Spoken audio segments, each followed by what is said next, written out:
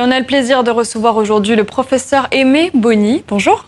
Bonjour. Vous êtes médecin, cardiologue, enseignant universitaire aussi.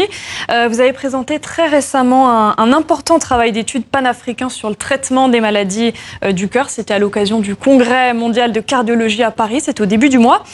Votre travail a d'ailleurs été primé comme l'une des 7 meilleures études dans le domaine. Alors, on va en parler de cette étude, mais d'abord, professeur Aimé Boni, ce constat, les maladies cardiovasculaires, elles explosent en Afrique ? Les maladies cardiovasculaires explosent en Afrique. L'incidence, c'est-à-dire le nombre de nouveaux cas par an, est en augmentation en Afrique et dans les pays pauvres par rapport aux pays développés, puisque là-bas la prévention elle est plus efficace. Donc on a de plus en plus de maladies cardiovasculaires. On meurt aussi de plus en plus de maladies cardiovasculaires en Afrique par rapport à l'Occident. Par rapport à l'Occident, et vous dites c'est notamment dû à un manque de prévention donc. La prévention est balbutiante, donc il faut mettre un accent sur la prévention parce que prévenir vaut mieux que guérir, et en détectant les malades cardiaques ou ceux susceptibles de devenir cardiaques à court terme, le fait de les détecter permet de maîtriser en fait cette évolution. Et on a donc des facteurs de risque de maladies cardiovasculaires qui sont connus et qui, si elles sont mis en évidence très tôt, permettront d'éviter d'aller vers la maladie. Or, cette détection-là n'est pas suffisamment faite en Afrique. Très bien. Avant de continuer, nos téléspectateurs ont tenu à vous poser des questions. On écoute tout de suite la première. Bonjour docteur, je voudrais savoir quelle alimentation il faudrait avoir pour éviter les risques de maladies cardiovasculaires. Alors, les aliments riches en sel doivent être évités parce que le sel favorise la rigidité des artères, donc va augmenter la pression artérielle, donc l'hypertension artérielle. Le sel retient de l'eau dans l'organisme et lorsqu'on a un cœur qui est déjà fatigué, il va retenir de l'eau et le sel va majorer cette retention d'eau et on va donc avoir une insuffisance cardiaque majorée. Donc le sel n'est pas bon pour le cœur. Les aliments riches en sucre pour éviter le diabète et aussi les aliments riches en graisse pour éviter le mauvais cholestérol. Mais par contre, il faut privilégier les poissons et les légumes. Donc une alimentation équilibrée finalement. On va écouter une autre question. Elle concerne les femmes. Est-ce que moi, en tant que femme, je suis plus exposée aux maladies cardiovasculaires ? Ce qu'on sait, c'est qu'avant la ménopause, les femmes ont une certaine protection, mais après la ménopause, elles n'ont plus les hormones protectrices du cœur. Et donc, après la ménopause, les femmes ont une explosion des maladies cardiovasculaires. Et parce que la prise en charge des femmes est quand même en retrait, et ça on le rencontre partout, on s'est rendu compte que la femme consulte moins, elle se plaint moins et donc elle fait beaucoup plus de complications de maladies cardiovasculaires. Aujourd'hui, au niveau des sociétés savantes, il y a vraiment des commissions dédiées à la maladie cardiovasculaire chez la femme. C'est dire si la femme doit être prise en charge de manière très ciblée. Alors, on le sait aussi, professeur Aimé Boni, que l'âge est un des nombreux facteurs qui peut expliquer les maladies cardiovasculaires, mais pas que, et c'est l'objet de la prochaine question. J'ai remarqué qu'il y avait beaucoup de jeunes actuellement qui meurent d'AVC. Et ma question, c'était pourquoi ?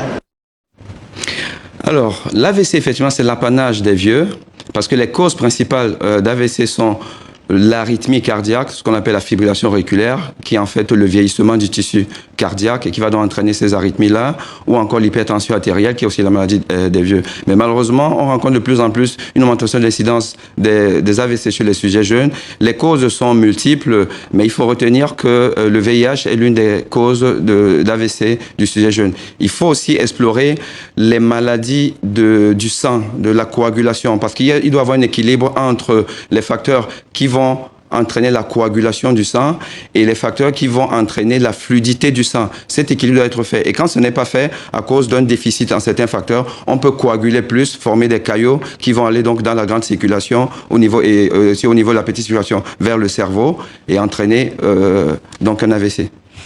L'Afrique, d'après votre étude, professeur, est le continent le plus en retard de la planète en termes d'offres de soins.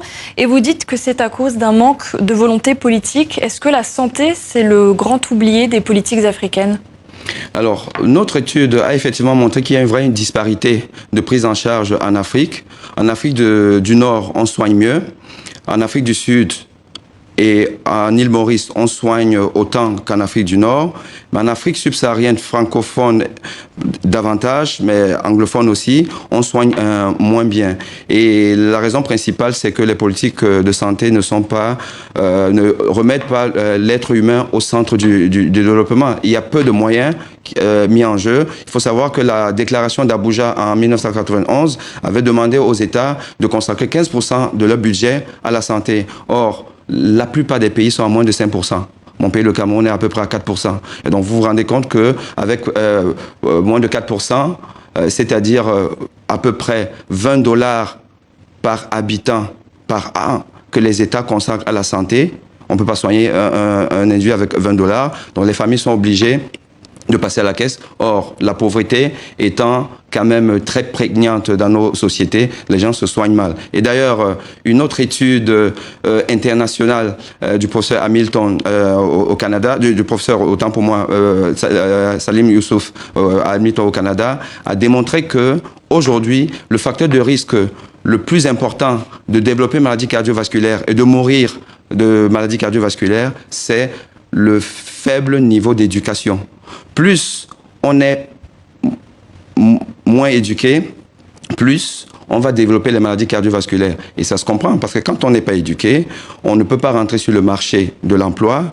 Et si on n'est pas sur le marché de l'emploi, parce qu'on est au chômage, on ne pourra pas avoir des revenus permettant de se soigner et de soigner sa famille. Donc on va mourir, on va développer ces maladies, on va mal manger et on va mourir de maladies cardiovasculaires. Donc aujourd'hui, la gouvernance nous montre que on doit faire des efforts en termes de bonne gouvernance pour pouvoir éviter les maladies cardiovasculaires. Et d'ailleurs, ça fait qu'on en arrive en Afrique à mourir de maladies qui sont finalement curables aujourd'hui.